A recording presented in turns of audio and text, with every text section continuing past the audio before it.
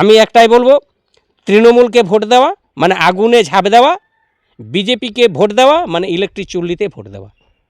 আমাদের এই কাশীপুরে অলচিকি ভাষা বলছেন, যেটা লিপি সেটাকে ভাষা বলেই চালিয়ে দিচ্ছেন, মানে একটা মুখ্যমন্ত্রী মানে মূর্খমন্ত্রী বলতে পারেন, এর মাথার কোনো ঠিক নেই।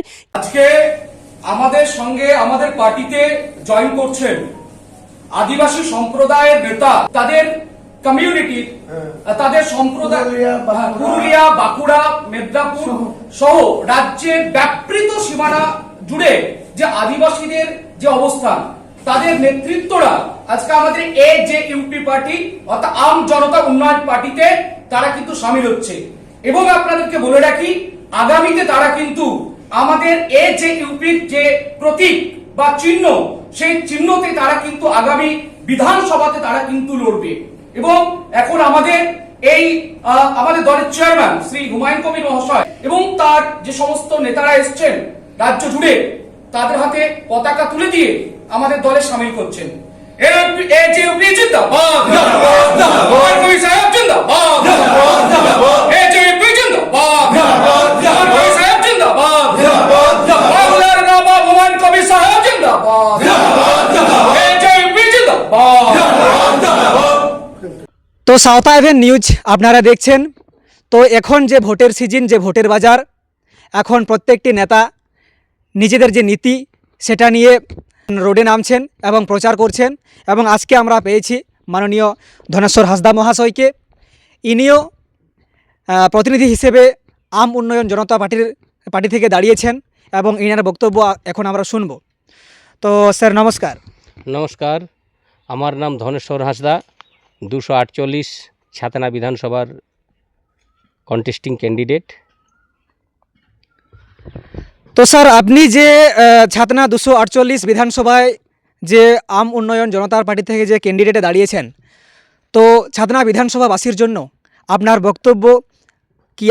আপনি ওনাদেরকে কীরকম কাজের প্রতি যে আপনার কাজগুলো কি করে দেখাবেন বলে আপনি ভাবছেন?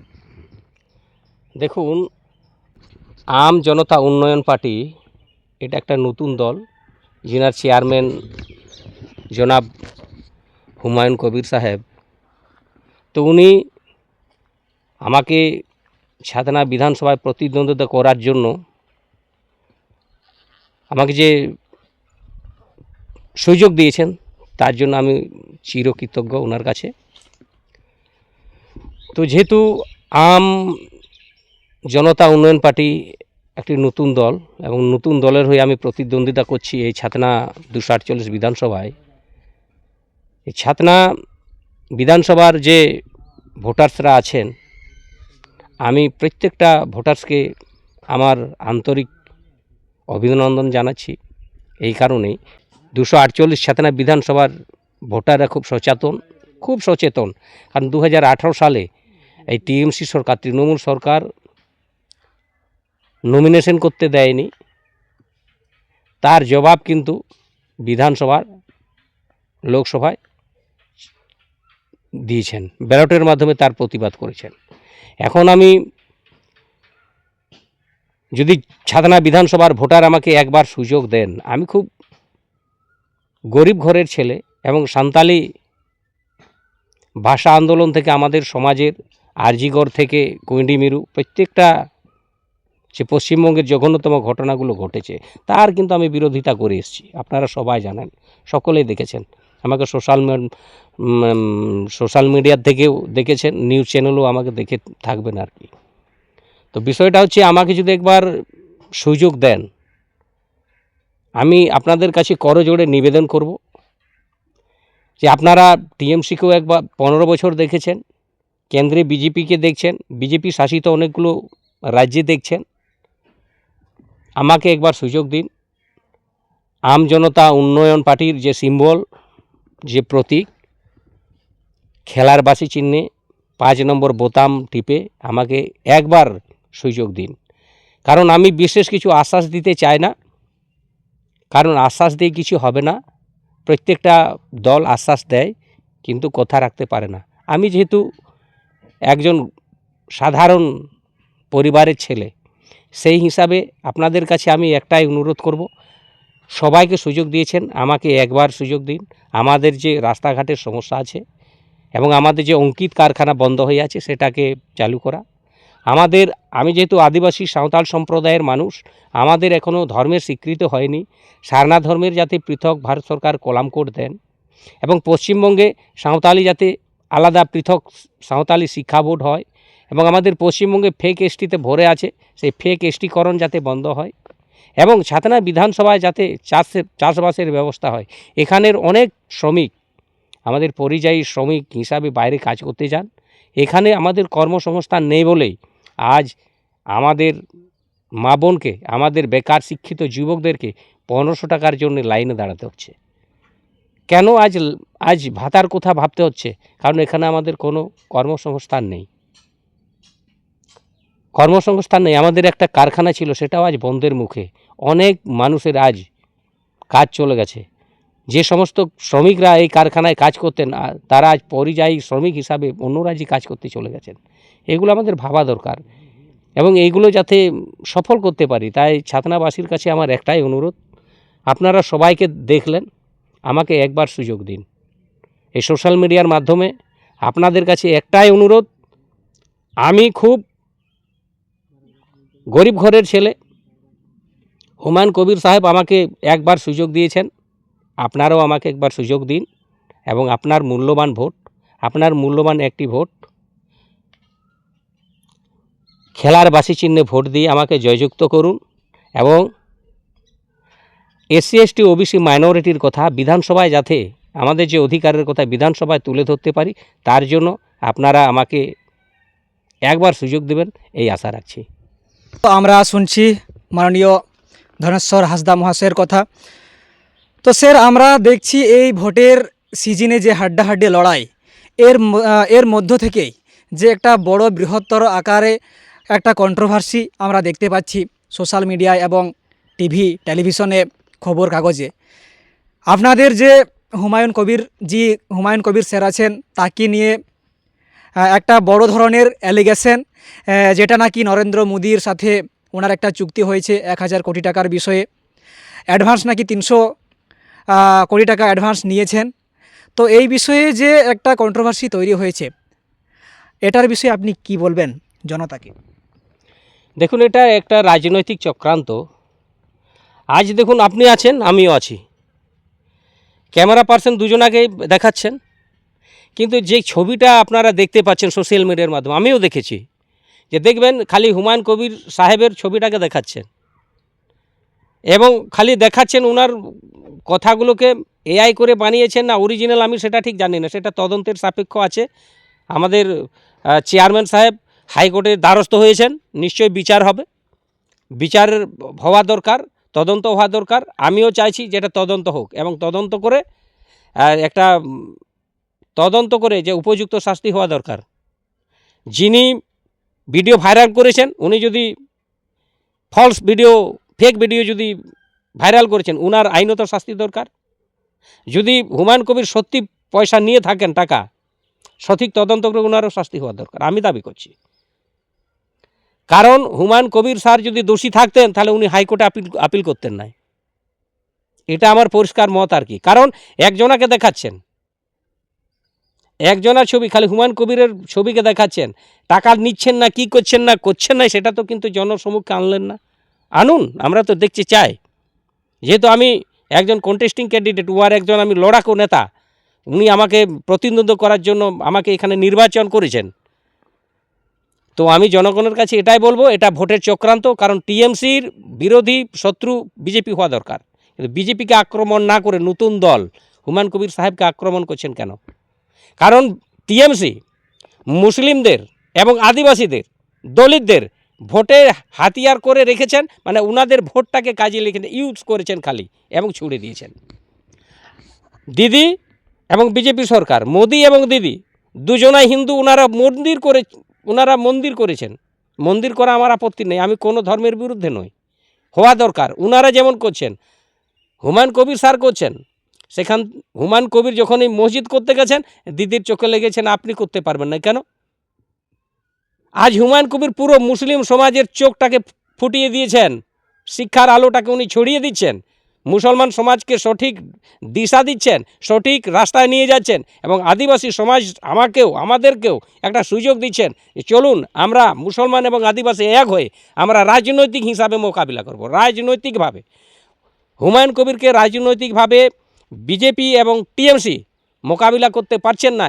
বিশেষ করে এখানে যেহেতু ক্ষমতায় তৃণমূল সরকার আছেন, দিদি আছেন, এই মমতা দিদি চাইছেন যাতে মুসলিমরা আদিবাসীরা কোনো রাজনৈতিক দল করতে না পারে, আমার আন্ডারে থাকুক, আমার পায়ের তলায় থাকুক। কিন্তু আদিবাসী, মুসলিম, দলিত আজ জেগে গেছে। আজ মমতা ব্যানার্জি দেখছেন ওনার পায়ের মাটি সরে যাচ্ছেন।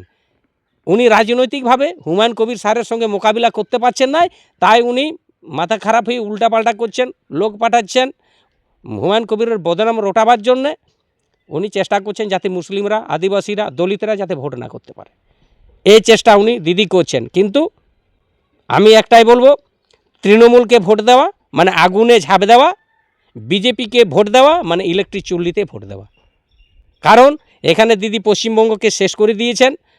আজ একটা কোনো নবজাত শিশুর জন্ম হলে ৭৯,০০০ টাকা ঋণের মাথা নিয়ে তাকে জন্মগ্রহণ করতে হচ্ছে। জন্মলেই ৭৯,০০০ টাকা ঋণের বোঝা।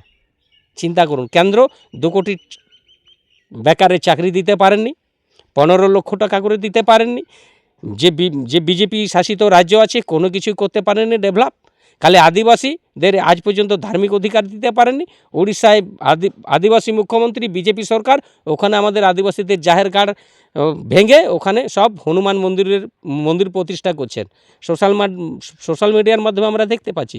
তেমনি আসামেও বিজেপি সরকার, ওখানে ডবল ইঞ্জিন সরকার, ওখানে আমাদের আদিবাসী সাঁওতাল পাড়ায় আগুন লাগিয়ে দেওয়া হচ্ছে আর কি।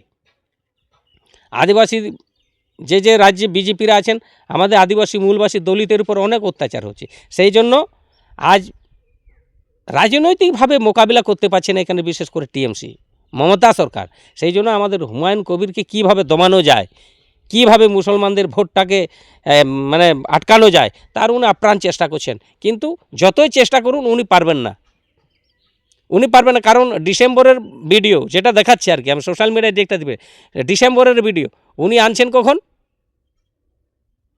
৮ এপ্রিল ২০২৬। তাহলে এত মাস উনি কী করছিলেন? ভোটের প্রাক্কালে কেন? ভোটের আগে কেন? ভোটের এতদিন আগে উনি যেদিন টাকা নিচ্ছিলেন টেলিকাস্ট করলেন না কেন? ওনার কাছে তো ছবি ছিল। যেদিন টাকা নিচ্ছিলেন হুমায়ুন কবির যদি সত্যিই নিয়ে থাকেন তাহলে সেই ছবিটা উনি দেখালেন না কেন? পুরো টিএমসি নেতা যেগুলো পয়সা নিলেন তাদের কিছু হলো না। এর কোনো প্রমাণ নেই, কিচ্ছু নেই। একটা ফেক ভিডিও, একটা ফেক নিউজ বার করে জনসমক্ষে উনি ছড়িয়ে দিচ্ছেন। মানে হুমায়ুন কবিরকে ভয় পেয়েছেন, পুরো আম জনতা উন্নয়ন পার্টিকে মমতা সরকার ভয় পেয়েছেন, মমতা দিদি পুরো ভয় পেয়েছেন আর কি। কী করবেন ওনার মাথা এখন কাজ করছেন আর কি। এই তো আমাদের ইয়েতে এসেছিলেন আর কি, এই কাশীপুরে এসে মমতা দিদি বলছেন অলচিকি ভাষা। একটা মাহাতোবাবু আমাদের স্টেজে ছিলেন, সাঁওতালগুলো যেগুলো ছিল, একটাও যতগুলো নেতা এমএলএ ছিল সাঁওতালরা একটা প্রতিবাদ করতে পারলেন না। একজন মাহাতোবাবু আমাদের প্রতিবাদ করলেন, দিদি বলেন আমি সব জানি। হ্যাঁ, আর জানেন বলেই সেই কলকাতার সিধু কানু ডহরটাকে ডহরবাবু বলেছেন আর কি। আর এই আমাদের এই কাশীপুরে অলচিকি ভাষা বলছেন, যেটা লিপি সেটাকে ভাষা বলেই চালিয়ে দিচ্ছেন। মানে একটা মুখ্যমন্ত্রী মানে মূর্খমন্ত্রী বলতে পারেন। এর মাথার কোনো ঠিক নেই। কীভাবে হুমায়ুন কবির সাহেবকে জব্দ করা যায় তার জন্য উনি আপ্রাণ চেষ্টা করছেন, কিন্তু না, পারবেন না। কারণ জনতা জেগে গেছে, এসসি এসটি ওবিসি মাইনরিটি আজ বুঝে গেছে, জনতা জেগে গেছে। আপনার পায়ের তলায় আর থাকবে না। হুমায়ুন কবিরের হাতকে শক্ত করার জন্য আমরা আপ্রাণ চেষ্টা করছি। আমরা পকেট ভোট করার চেষ্টা করছি, বাড়ি বাড়ি ডোর টু ডোর যাচ্ছি এবং আমার কর্মীগুলো বাড়ি বাড়ি গিয়ে ভোট প্রচার করছেন। আমার যে কর্মীগুলো বাড়ি বাড়ি গিয়ে করছেন। আমাদের নতুন দল, আমাদের গাড়ি পেতেও সমস্যা হচ্ছে, আমরা ধরুন গাড়ি পাচ্ছি না, গাড়ি মালিকগুলো দিতে চাইছে না, আমাদের অনেক অসুবিধার মধ্যে। তবু আমাদের দল যত চেষ্টা করার আমরা কিন্তু লড়াইয়ের জন্য আমরা মাঠে নেমেছি এবং আমরা আন্দোলন চালিয়ে যাচ্ছি। তো আপনারা শুনছেন মাননীয় ধনেশ্বর হাঁসদা মহাশয়ের কথা।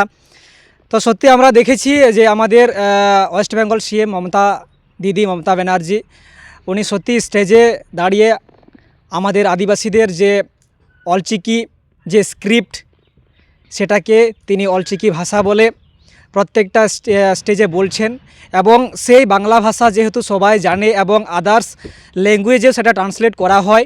আগামী দিনে যদি অলচিকি ভাষা বলে, সাঁওতালি ভাষা না, যেটা আমরা সাঁওতালি ভাষায় পড়াশোনা করি কিংবা সাঁওতালি ভাষায় কথা বলি, কিন্তু উনি সাঁওতালি ভাষা না বলে অলচিকি ভাষা বলছেন, তাহলে ওনার যেহেতু একটা ওয়েস্ট বেঙ্গলের সিএম মুখ্যমন্ত্রী, ওনাকে তো সবাই চিনেন। তাছাড়া ওনার যে কথাগুলো পেপার, মিডিয়া, টেলিভিশনেও ট্রান্সলেট হয়, আদার্স কান্ট্রির লোকগুলো দেখবে, এবং আগামী দিনে আদিবাসী সমাজ কোন জায়গায় পৌঁছে যাবে সেটা নিশ্চয়ই আমরা অনুভব করতে পারছি। স্যার, কিন্তু যেহেতু আপনি একজন আদিবাসী, বিজেপি যেহেতু কেন্দ্রতে আছেন এবং আমাদের যে রাষ্ট্রপতি বিজেপি থেকেই তিনি হয়েছেন একমাত্র বলতে পারি, মাননীয় মহামহিম রাষ্ট্রপতি, মাননীয় মহামহিম রাষ্ট্রপতি দ্রৌপদী মুর্মু। আমরা ধর্মের যে স্বীকৃতি এতদিন থেকে আমরা চাইছি, এখনও অবধি পাইনি। তো বিজেপি সরকার এটা নিয়ে কিছু আমাদের ধর্মের স্বীকৃতি যাতে পায়, এটা নিয়ে আগামী অনেক বছর থেকে আমরা আন্দোলন করে আসছি। এটার বিষয়ে আপনি কি বলবেন? দেখুন, আদিবাসীদের দীর্ঘদিনের দাবি, আদিবাসীরা হিন্দু, মুসলমান, খ্রিস্টান, শিখ, বৌদ্ধ, ঈসাই নয়। আদিবাসীর প্রাকৃতিক পূজারী মানুষ, প্রকৃতিকে ভালোবাসে। আমরা প্রাকৃতিক পূজারি করি। আমাদের আজও পর্যন্ত ধর্মের স্বীকৃতি নেই। এটা ভারত সরকার আদিবাসীদের উপর অন্যায় করছেন। কারণ আর্টিকেল 25-এ প্রত্যেকটি নাগরিকের নিজস্ব ধর্ম পালন করার অধিকার আছে। তাহলে আদিবাসীদের যে মৌলিক অধিকার এবং ধর্মটাকে মৌলিক অধিকারের আওতায় পড়ে। আমাদের আজও পর্যন্ত সংবিধানের 25 আর্টিকেল অনুযায়ী আমরা ধর্ম থেকে বঞ্চিত আছি, এবং যাতে আমাদের ধর্মটাকে রেকগনাইজ করা হয় তার জন্য আমরা বারবার কেন্দ্র সরকারের দ্বারস্থ হয়েছি। রেল, রোড, চাকা, যেমন অনেক কিছুই করে এসেছি, আপনারা দেখেছেন। কিন্তু ভারত সরকার ইচ্ছাকৃতভাবে আদিবাসীকে জোর করে হিন্দু বানানোর জন্য উনি দিতে চাইছেন না। কারণ 2011 সালের সেন্সাসে ভারত সরকারের রিপোর্ট, সারনা ধর্ম লিখেছেন এনি আদার কলামে 50 লক্ষ, এবং জৈনরা আছেন 44 লক্ষ। জৈন ধর্মাবলম্বী মানুষদের যদি ধর্মের স্বীকৃতি হয় 44 লক্ষ মানুষের, 50 লাখ আদিবাসী মানুষের ধর্মের স্বীকৃতি হবে না কেন? জবাব তো একদিন দিতে হবে। এবং আদিবাসীদের উচিত বিজেপিকে বয়কট করা। স্যার, তাহলে আপনি এটাই বলতে চাইছেন যে টিএমসি যেহেতু আমাদের অলচিকি ভাষা বলে আমাদের যে মুখ্যমন্ত্রী প্রত্যেকটি স্টেজে বলছেন, এবং বিজেপিও আমাদের যে ধর্মের দাবি এখনও পর্যন্ত স্বীকৃতি দেননি, তাহলে আপনি কি বলতে চাইছেন টিএমসি এবং বিজেপি উভয়ে আমাদের শত্রু? একদম 100%। আমরা তো চাইছি বিজেপি টিএমসিকে বয়কট করুন, বিজেপি টিএমসিকে বয়কট করুন, হুমায়ুনের স্বাদকে শক্ত করুন। আমজনতা উন্নয়ন পার্টিতে হুইসেল চিহ্নতে, খেলার বাসি চিহ্নে ভোট দিয়ে বিপুল পরিমাণে আপনারা জয়যুক্ত করুন। কারণ বদল চায়। আমরা তো দেখিয়েছি, একটা নতুন দলকে দেখুন। তো যাই হোক, আমরা শেষের মুখে আছি। তো এই যে সিচুয়েশন এখন ভোটের বাজারে, তো স্যার যেটা বললেন যে যেহেতু ইনি লোকাল যে বাসিন্দা, ছাতনার বাসিন্দা, এক গরিব ঘরের ছেলে হয়ে হুমায়ুন কবিরের যে আম উন্নয়ন জনতা পার্টি থেকে তিনি দাঁড়িয়েছেন, 248 ছাতনা বিধানসভা ভোটে তিনি হুইসেল সিম্বলে দাঁড়িয়েছেন। তাকে যেন বিপুল ভোটে জয়যুক্ত করা হয় এই আশা তিনি রাখছেন, এবং সবার উন্নয়নের পরিপ্রেক্ষিতে যেগুলো আমাদের দরকার সেগুলো উনি দাবি করবেন, তিনি তুলে ধরবেন, এবং একজন আদিবাসী সাঁওতাল ছেলে হয়ে আমাদের যে ডিমান্ড এগুলো তিনি তুলে ধরবেন বলে আশ্বাস জানিয়েছেন। তো আমরা নজর রাখব আগামী দিনে, যদি সত্যিই ইনি জয়যুক্ত হতে পারেন আমাদের কীভাবে সহযোগিতা করবেন এটার দিকে আমরা নজর রাখব। তো স্যার, আপনাকে অসংখ্য ধন্যবাদ। আপনি যে কথাগুলো তুলে ধরলেন সেগুলো যাতে আগামী দিনে আপনি কাজ করতে পারেন এবং জনগণের পাশে থাকতে পারেন। আর অসংখ্য সময় দেওয়ার জন্য আপনাকে অসংখ্য ধন্যবাদ জানিয়ে আজকের যে নিউজ এখানেই শেষ করছি। নমস্কার। নমস্কার।